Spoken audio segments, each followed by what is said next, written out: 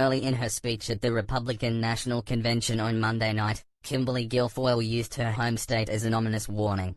"If you want to see the socialist Biden-Harris future for our country," she cautioned, "just take a look at California." What she recalled as a place of immense wealth, immeasurable innovation, and an immaculate environment had been raised by Democrats into a land of discarded heroin needles in parks, riots in streets and blackouts in homes, she said. Yet it is perhaps no coincidence that Guilfoyle, a prosecutor turned Fox News host turned Trump surrogate, has long, contentious ties with two of that state's most prominent Democrats, Governor Gavin Newsom, her ex-husband, and Senator Kamala Harris, the Democratic vice presidential nominee and her former office rival.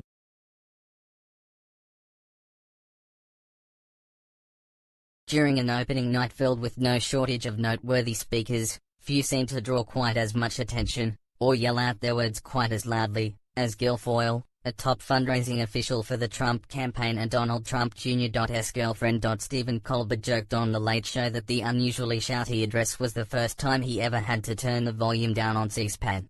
Journalists for right-wing publications noted that her booming voice seemed more appropriate for a rally, not an empty ballroom broadcast live on television. "I heard Kim Guilfoyle's speech and my TV's not even on," wrote Chapros, a reporter at the Daily Caller. Her message was a far cry from her time as a high-flying government attorney in California. As the Washington Post's Sarah Ellison and Dan Zak reported in 2018, Guilfoyle was born in San Francisco to an Irish father and a Puerto Rican mother who died young. At the convention, Guilfoyle introduced herself as a first-generation American and suggested her mother was an immigrant, even though Puerto Rico is a U.S. territory.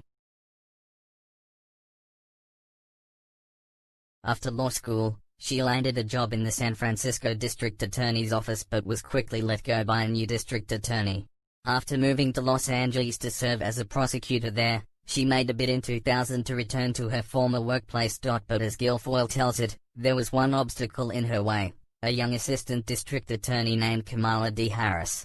"The bottom line is she didn't want me there," Guilfoyle told the San Francisco Chronicle in 2003. "She called me and said basically, that I should have gone through her if I wanted to return to the DA's office, and that there was no money to hire me." Harris, however, had a very different recollection of that phone call. In an interview with the Chronicle, the future vice presidential candidate said she had in fact called Guilfoyle to offer her support. "I never discouraged her from joining the office," said Harris, then in the middle of a campaign for San Francisco District Attorney. "I never suggested to her there wasn't a job for her in the San Francisco DA's office. Of that, I'm very clear."